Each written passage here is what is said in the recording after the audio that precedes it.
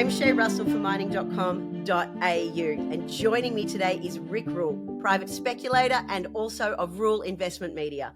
Rick, it is an absolute pleasure to have you back on. How are you? My pleasure to be back on, Shae. Thank you very much for having me back. Now, if we're going to talk resources, you are absolutely the person to have that conversation with. And I think we're going to have to start with the elephant in the room, or maybe the bull in the room, and that is gold. Rick, it has been on one hell of a run in the past 12 months. The questions I'm hearing is, can it keep this momentum, or have we missed the boat? That's a great question, Shae, and I think it depends on who you are. You and I might remember conversations we had in 2023 when people are saying, when's gold going to move? Those people who were buying gold because it was oversold and it would come back should sell. You know, if you owned gold for a trade, you got your trade. Kiss it, move on. That's not why I own gold. I own gold because I have a sense of history. I own gold because gold has done well when people are concerned about the maintenance of their purchasing power in fiat-denominated instruments. And I think that fear is just getting started. I can't talk to you about Australian math, but let me give you some American math. The on-balance sheet liabilities of the U.S. government exceed 36 trillion U.S. dollars, not Australian dollars, U.S. dollars. But the off-balance sheet liabilities are even worse. What are off-balance sheet liabilities? They're old guys like me. Medicare, Medicaid, Social Security, federal government pensions, military pensions. That number, the net present value of that number, is $100 trillion. The American Internal Revenue Service estimates that the private net worth of Americans is $141 trillion, and our government owes 130 of it. This is a lousy number, Shae. I mean, this is a really lousy number. I believe that we deal with that debt rather than honestly by defaulting dishonestly. In particular, I think that we do what we did in the 1970s, which is to say that we devalue the purchasing power of the US dollar. You honor the nominal value of the obligation. You say to some old kook, Rick Rule, we promised you $4,000 a month in Social Security, and you're going to get it. But we're going to devalue the dollar so that the $4,000 buys you $1,000 worth of goods and services. In the 1970s, according to the Congressional Budget Office, the US dollar lost 75% of its purchasing power. That's how we dealt with the debt built up by the war in Vietnam, which, by the way, we lost, and the war on poverty, which, by the way, we lost. My suspicion is, over the next 10 years, the purchasing power of the US dollar declines by 75%. In the 1970s, when we devalued the US dollar by 75%, the gold price ran 30-fold. I'm not suggesting to you that gold runs 30-fold from here, but I am suggesting to you that there is a probability that gold's rise keeps pace with the decline in purchasing power of the US dollar. That's a pretty attractive proposition, Shae. People ask me, well, Rick, you know, you've been bullish on gold for at least 5 years. What would make you sell? That one's easy too. If the reason to own something goes away, the thing has to go away. So they would need to balance the US budget. They would need to have positive interest rates in the US. By positive interest rates, I mean that the interest on the US 10-year Treasury would have to be larger than the deterioration in the purchasing power of the US dollar. And they would have to have a fiscal plan in place to deal with $100 trillion in the net present value of government liabilities. I suspect 10 or 12 years from now we'll get there. But I don't suspect in 2 or 3 years that we'll get there. And I'll give you one more piece of really cool math. JP Morgan Chase suggests that the market share of precious metals and precious metals related assets relative to other asset classes in the US savings and investment market is 1/2 of 1%. which is to say, if you look at every investment and savings asset class in the United States, only 0.5% of our total portfolio is denominated in precious metals. JP Morgan Chase says that the 4-decade mean market share is 2%. If negative real interest rates and debts and deficits begin to concern people the way they concerned people in 1971, 1972, if gold was to return to mean, that would give you a fourfold increase in demand.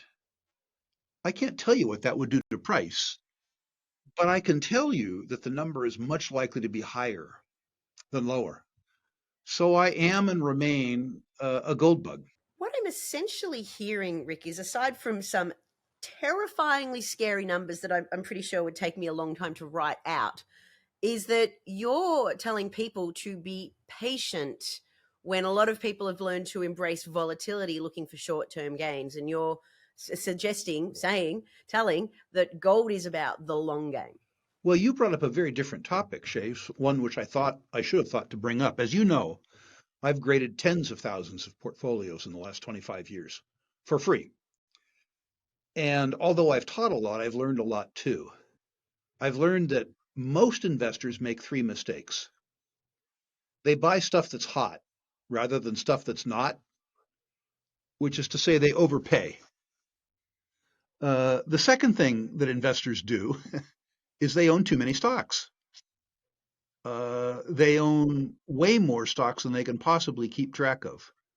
But the most important single mistake that people make, uh, the most important mistake is most investors that I know get the long-term strategy right, but their tactics are short-term.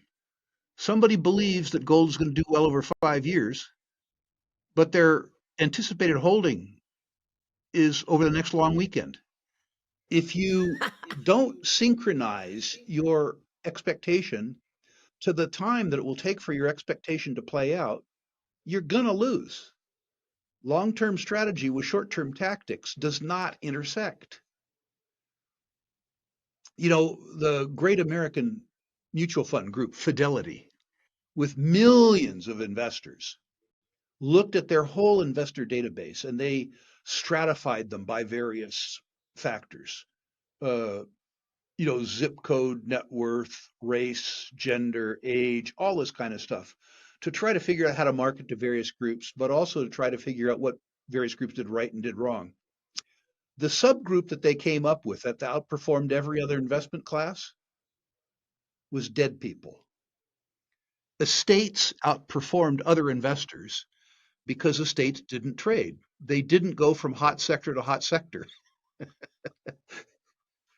teaches us a lot. If dead people can outperform active money managers, it tells you a lot about the right holding period for good investments. That was not what I expected the hot take of today's interview to be, by the way. Well, Shae, I'm 72 years of age. The affairs of dead people are becoming of more interest to me.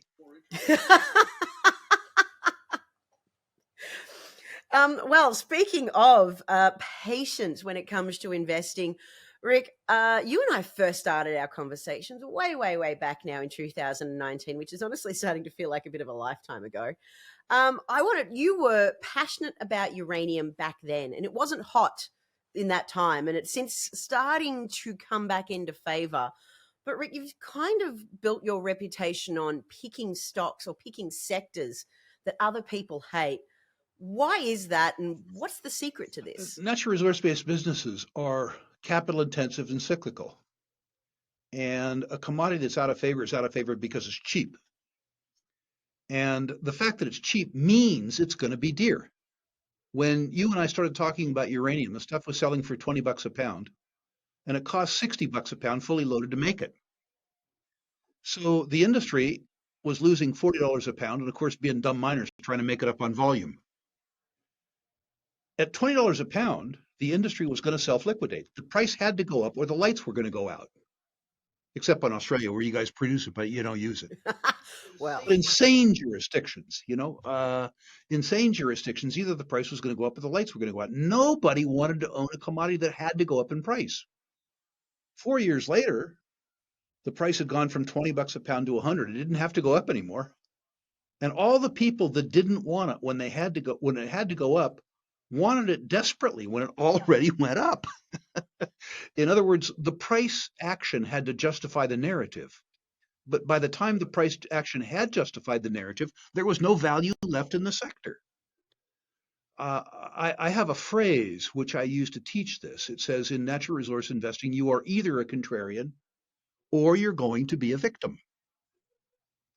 The widespread hate in the uranium sector right now attracts me. It tells me I'm in the right place. I don't have much competition. So that's attractive to me. But there are other commodities that aren't attracting any attention at all. And I probably like them better. Tell me which ones they are. People hate platinum. Oh, okay. Yes. It's going to be a while before platinum moves. People also hate time. I love time. I love being asked questions where the answer necessarily begins with when, not if. And commodities selling at less than production cost are always when questions, not if. So on a global basis, we're selling platinum for less than the fully loaded cost to produce it. In addition, there are outstanding political risks. The big producer is South Africa. It only aspires to be a basket case. The second biggest producer is Russia, an active basket case, but in a war. The third biggest producer is Zimbabwe, which probably will never be a basket case. They need to be upgraded to basket case. If anything went wrong, really wrong, in one of those three countries, the supply of platinum goes away, but the demand, its use in internal combustion engines to reduce smog, never goes away. So if you can buy uh, deposits, platinum deposits that aren't in production currently, that are world scale, that would be in the lowest cost quartile in the world were they in production, and the highest quartile in terms of return on capital employed, this is really what I've done for a living ever since I've been cognizant. And there are a couple of those out there. I'm also attracted to laterite nickel. Not laterite, I'm sorry, sulfide nickel. Sulfide nickel has made me a lot of money in my career, and it's getting hammered right now, both because of what many people see as an impending recession, but also because of very low cost Indonesian production. The costs associated with the Indonesian production are illusorily low. The environmental degradation that happens in Sulawesi as a consequence of lateritic nickel production will not be tolerated by the Indonesian people or even the Indonesian government. I think the production increases that you're seeing are over. Perhaps they crest 18 months from now. Lateritic nickel production is also very energy intensive. And to the extent that we see higher oil prices, which I think we will in 2 or 3 years, the costs associated with capturing nickel from laterites go up. So high quality, not run of the mill, but high quality sulfide nickel deposits are something that I'm always on the lookout for. I'm really attracted to rare earths because people don't understand them and they were a fad. So, like uranium, people hate them. A whole bunch of people crowded into rare earths without understanding that they weren't rare. And when all these people crowded into the rare earth space and it looked like the prices were going to go up, the Chinese increased production and blew everybody else out. Now we have geopolitical tensions, and the Chinese are less likely to sell the rare earths. At the same time, the Chinese production costs are increasing very rapidly because, like with lateritic nickel, the environmental destruction that accompanies the traditional Chinese production technologies are not any longer tolerated by the Chinese people or the Chinese government. So, very high quality rare earth deposits, deposits with at least $20 billion in situ recoverable reserves and resources that would be theoretically in the best quartile by way of cost curve and the best quartile with regards to returns on capital employed attract me. One such in Australia is Meteoric.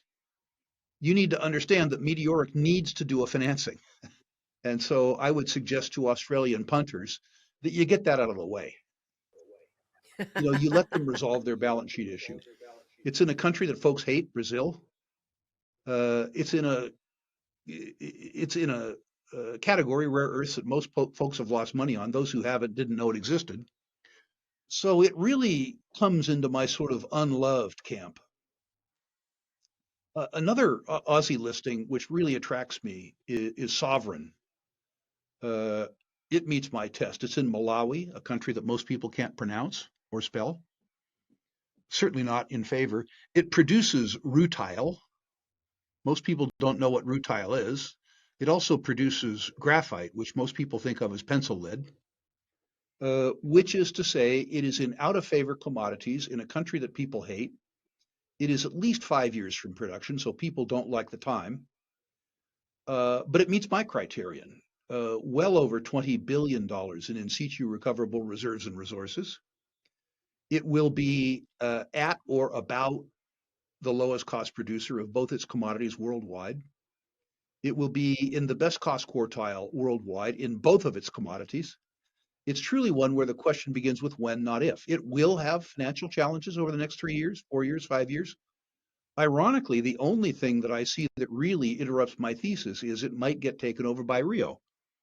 If that happens, I don't get the full realization of value, but I get paid a premium. Uh, when we talk about these stocks, Shae, they're very small, they're very thin. I would ask your readers to use good till cancel limit orders. Don't fall over each other buying these things. Uh, an audience as broad as yours, if they all compete with each other to buy the stock, there's a 6 month or 6 week frenzy, pardon me.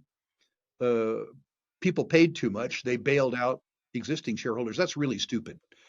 The thesis that I have put in place will be as valuable 9 weeks from now as it is now. So use good till cancel limit orders. Be patient, get filled. You're going to own this thing for 5 years. If you don't get to own it for 9 weeks, that's okay. That is the one of the key secrets to investing. If you're going to own it for 5 years, just wait. Good till cancelled orders. Couldn't recommend them enough, actually. I'm going to dovetail into a couple of different things here because, as usual, you've said some very clever things and I want to pull on all the threads, but I've got to be selective because of time. We'll start with a couple of the countries you've mentioned. We'll talk about Australia separately in just a second.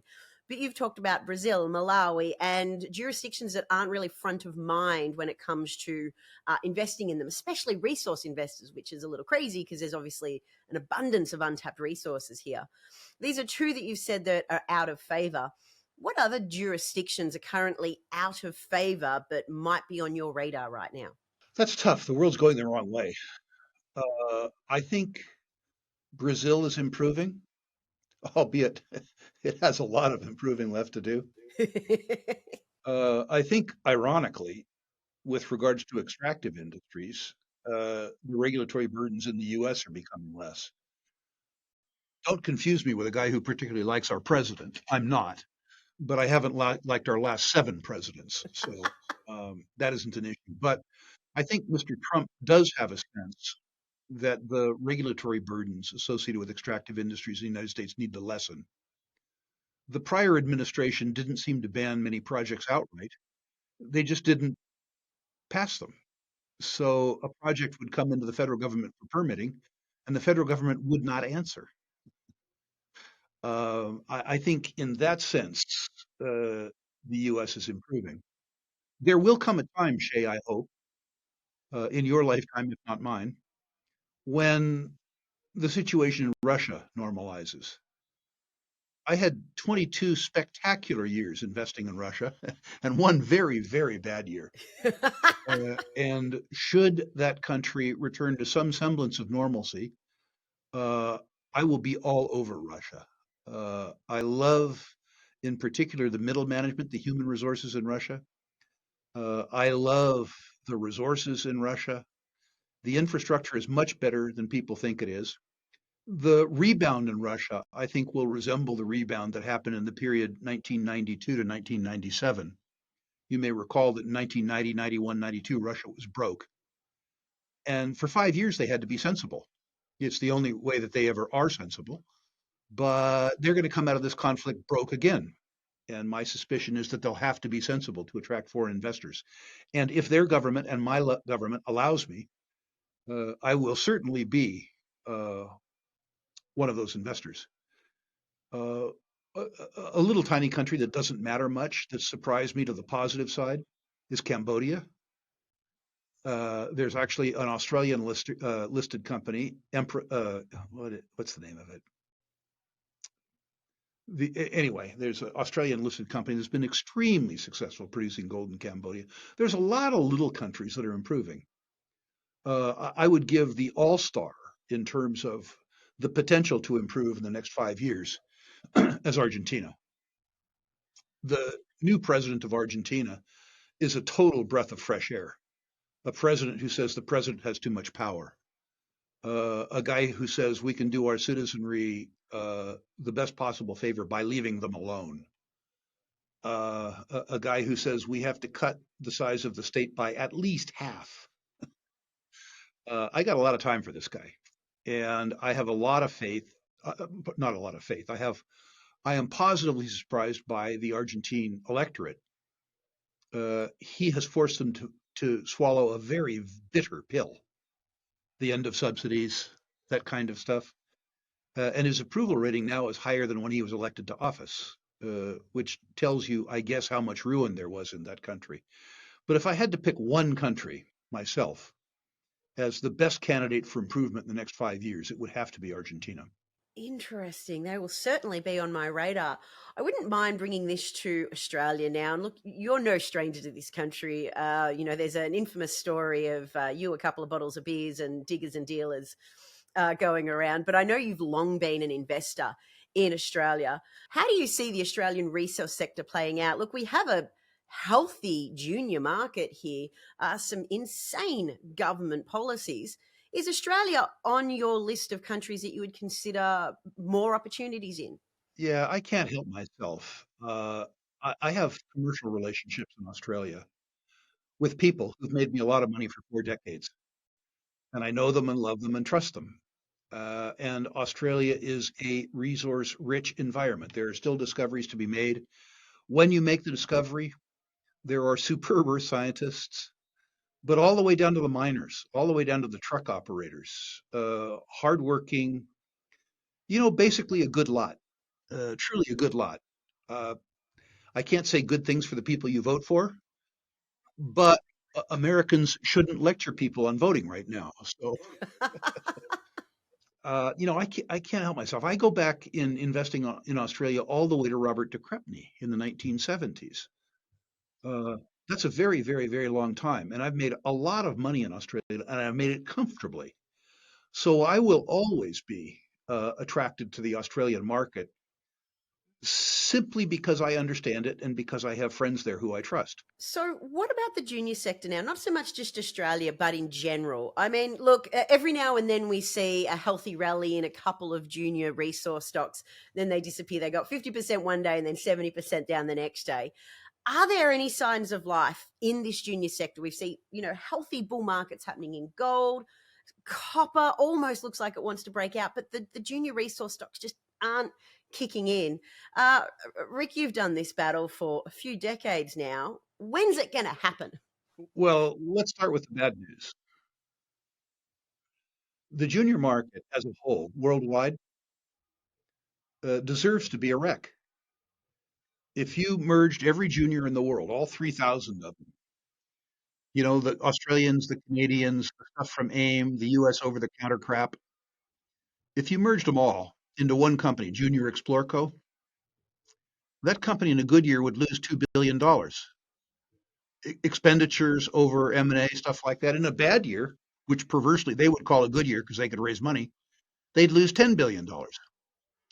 So your viewers need to ask yourself, what would you pay for this company? Would you pay 8 times losses? Would you pay 12 times losses? In a bull market, would you pay 15 times losses? The junior sector as a whole worldwide is valueless. 85% of the listings worldwide, including the Australian listings, aren't worth the paper that they're printed on, assuming that they're printed on paper. That belies the fact that 5, 10, sometimes 15% of the juniors generate such exquisite value that they add legitimacy and even luster to the sector. And that subset of high quality juniors is going to absolutely rip. We're going to see a bull market that's reminiscent of the bull market that we enjoyed in the early part of the decade of the 90s. You weren't there, Shae, but take it from me. It was a lot of fun. Bull markets follow predictable patterns. The market is led by the commodity. We saw that in 2023 in gold. Gold led, but the gold stocks went nowhere. That's easy to understand. The buyers were foreign central banks and they don't buy shares, right? So the asset class that had a buyer went up and the asset class that didn't have a buyer didn't go up. Surprise, surprise. But that follows an age-old pattern because gold bull markets are led by fear buyers, and fear buyers don't buy stock. They buy the gold. Two things happen when gold itself establishes the momentum.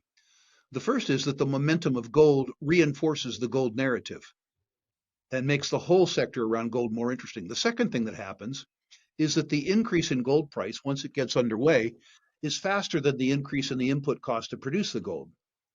So the biggest and the best producers, the seniors, start to deliver absolutely blowout earnings, which is what we saw in 2024 in the gold sector. Gold mining company managements exceeded even their own optimistic performances about their quarters. And the investors were newly conditioned to that by the increase in the gold price.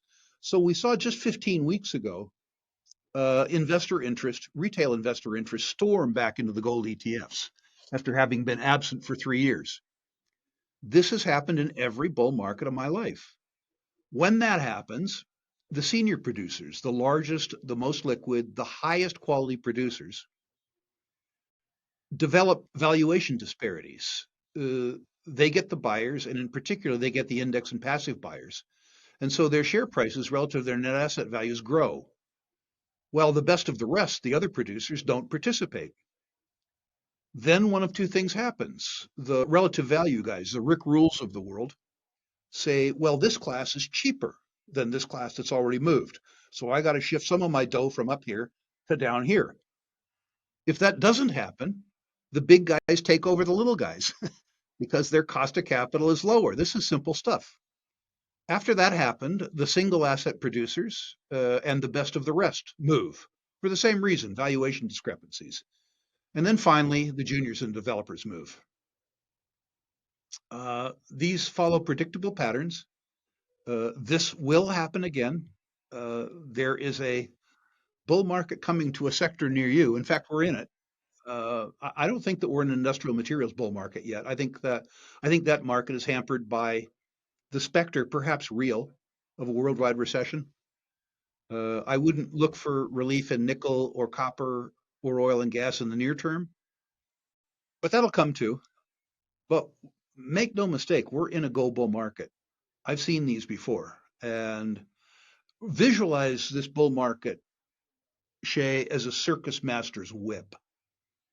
The handle of the whip, the front of the whip moves first. That's gold. That has to precede. The next thing that goes past the circus master's shoulder are the Franco Nevadas, the biggest, the highest quality companies in the world. They move next, pulled by gold. Then the best of the rest move. Then the developers move. Then the penny dreadfuls move. This follows a predictable pattern. With each stage of the whip, when they move faster and they move further. But the whip moves qualitatively. We're now in the part of the whip that favors the Wheaton Precious, the Franco Nevadas, the Agnico Eagles, those guys, the best of the best. But the move will come very quickly to the best of the rest. I love that visualization there, Rick. That's really powerful. Thank you for that one. And now we're going to need to draw today to a close, but not before we talk about one of the greatest conferences happening in one of the most incredible destinations. The Rule Investment Symposium is coming to Boca Raton, Florida. Rick, what can we learn at this particular conference? I've been every year since 2019, bar, what was happening with the crazy COVID times. And just when I think I've learned all I can, there's always something new. There's always something more to learn. What this year in particular do you think investors can attend and learn from this event? A few things that investors need to know when they consider it. The first is, although I would prefer all of you to come to Boca Raton, you don't have to. Last year, 1,000 viewers from 33 countries watched the conference online. from the comfort and convenience of their own home. You can do this. We have a dedicated reporter, Paul Harris from Mining Journal fame, who curates the online or live stream performance. Whether you attend live or live stream, as you know, Shae, we give you 52 hours of programming, which is more than you can absorb in 4 days. So you will have access to the recordings of the full proceedings, including all of the breakout sessions for a year. And to get your money's worth, you'll have to utilize that. I put on the conference last year and I had to watch the recordings. But we do a lot more than that. Unlike any other conference on the planet, I think, I interview every exhibitor and every speaker before the conference. And we publish those interviews online so that you can allocate your time and attention before the conference and allocate your time better at the conference, being forearmed. That's really important. A couple more things. We're famous for macro, for big picture thinkers, but we don't do big picture thinkers like other conferences. We don't do influencers. We don't do journalists. We do players, participants. As an example, this year, David Stockman, who presided over the Office of Management and Budget during the Reagan years and wrote the book, The Triumph of Politics, which detailed the derailment of the Reagan Revolution, will be our keynote speaker on budgets and the budget deficit and the impact of that on natural resources. He's not a failed journalist. He ran the Office of Management and Budget. He was a player. He watched what's happening right now fail once before. Very different than the perspective of somebody who works for ABC or somebody like that. We moved from him to, I know somebody who you really like, Nomi Prinz. Nomi Prinz talks about the corrupt nature of Wall Street, not as a journalist, but rather as a former partner at Goldman Sachs. In a biblical sense, she describes the problem from the belly of the beast. We moved from her to Daniela DiMartino Booth, who talks about the US Fed because she was a researcher at the Fed. We talk about the corrupt conjunction between Wall Street and Washington by talking to Jim Rickards, who was general counsel at Long-Term Capital Management, whose failure almost brought down Wall Street. So we do big picture from a different point of view, a point of view that you will never see in mainstream media, because we don't hire journalists who emanated from, socialist journalism schools. We have it talked to by people who lived it and did it. We move from there to portfolio managers and analysts who've survived for 30 or 40 years in natural resources through good markets and bad. We don't have junior analysts from second tier brokerage firms who failed at crypto and failed as bond analysts and were put in gold because it was a small asset class where they couldn't do any damage. We have real people who have managed billions of dollars in natural resource companies. Importantly, Shae, unlike any other conference on the planet, every single exhibitor at our conference has been vetted. If their shares aren't owned in the accounts of the conference sponsors, they don't get to exhibit. We turn down more exhibitors every year than we admit. Our attendees have told us that the exhibitors are content too. So they are. We have something called the Living Legends. You've seen this. My favorite panel. People who built multi-billion-dollar companies tell you how they did it. These are great stories, but beyond that, they're great lessons. They teach you practically how to identify the entrepreneurs, how to identify the $20 million market cap company that's going to become a $5 billion market cap company. All of those attributes together allow me to do something extraordinary, which nobody else in the world does as a conference sponsor. Anybody who attends my conference, either live or online, and doesn't believe that they got their money's worth, gets their money back. Satisfaction guaranteed or your full tuition refunded. We've done this for 30 years. I'm delighted to say that we've had to refund about 1/10 of 1% of the tuitions that we've charged. Half of that, by the way, because the attendees told us that the information was too extensive for them, that they didn't have a background to take advantage of it. That's okay. Whatever the reason. If I didn't deliver, you get your money's back. There's no other investment conference in the world that will say satisfaction guaranteed or your money refunded. But we do. There'll be a link below so you know how you can get tickets to attend the Rule Investment Symposium in Florida. But before I let you go, Rick, I cannot let you off the hook without a rating, an offer to rate portfolios, which you have done for me in the past. I have actually run this gauntlet, but considering people own too many stocks, how do you rank investors' portfolios? How can they take advantage of essentially a quick look from an expert on the stocks they're holding there? Go to my personal website, ruleinvestmentmedia.com, and list your natural resource stocks. Sidebar, no crypto, no pot stocks, no tech stocks, okay? Natural resource stocks only. If we follow them, we'll rank them 1 to 10, 1 being best, 10 being worst. If we have comments on individual issues, we'll make those comments. Rule Investment Media, we will rank your natural resource stocks. No obligation. This is absolutely for free. And since it's for free, I'll extend the money back guarantee to it. Hey, Rick, has anybody ever got like a top earning, like a top billing from you, like perfect score? I've had, I think, 11 number ones in 25 years of ranking stocks. That's it? Yeah, the last one was Ivanhoe Mines. It Mm. was selling for 63 cents. It had 92 cents a share cash in it. It had the Platte Reef, the largest undeveloped platinum deposit in the world, and it had Kamoa-Kakula, a wonderful copper discovery. And it was run by Robert Friedland, who is arguably the best mining financier of his epoch.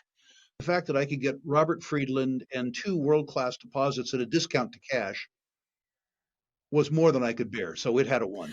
Listen, Rick, I know we are fast running out of time, so thank you so much for today's chat. I'll make sure all those links are provided in the copy below the video. It was a pleasure to have you on. Shae, thank you so much, and thank you for your ongoing support and attendance at the Natural Resource Symposium. It'll be an absolute pleasure to have you there.